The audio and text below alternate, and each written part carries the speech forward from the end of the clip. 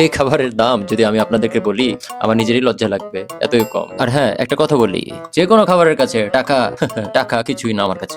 अच्छा অনেকে মনে করে ফ্রি খায়, বাকি খায়। বড় বড় রেস্টুরেন্ট গুলোতে আমি যদি একটা কফিও খাই না ভাই, তা আমি 700-1000 টাকা এমনিতে দিয়ে আসি। তো এভরিওয়ান, আপনারা সবাই জানেন রাজশাহী শহরে যতগুলো রেস্টুরেন্ট আছে সবগুলো আমার হাতের মুঠায়, because I am the king of all restaurant. আর আমি এখন যে রেস্টুরেন্টে আসছি এখানে সামান্য মানে প্রাইসটার কথা বলে আপনাকে ভাই একটু কথা বলে পরে বলি।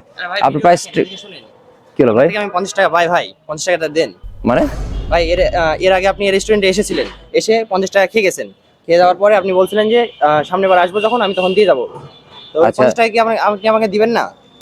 ভাই 50 ভাই আমার ঠিক মনে পড়ছে না, কি সত্যি কাহিনী ভাই? সত্যি মানে ভাই আপনি আমার থেকে এখানে খেয়ে গেছেন ভাই। আপনি 50 টাকা খেয়ে গেছেন এবং বলছিলেন যে আপনি সামনের বার আসবেন তখন আপনি দিয়ে যাবেন। আপনি কি ওই টাকাটা দিবেন না? আমি ক্যামেরাতে এখন এই যে বন্ধুরা আপনারা যারা আছেন, ভাই এগুলো আমি ক্যামেরা রাখেন আপনি আপনি गजब बेइज्जती है। আমাকে টাকাটা দেন।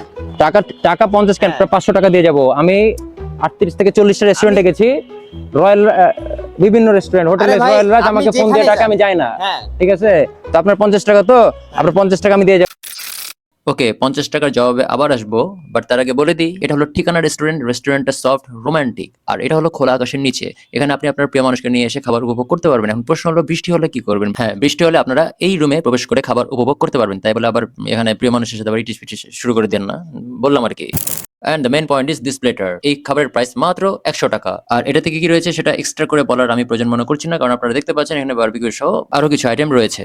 আর এখন যদি টেস্টের কথা বলি তাহলে এই খাবারটা আমার কাছে সত্যি বলতে এভারেজ ছিল।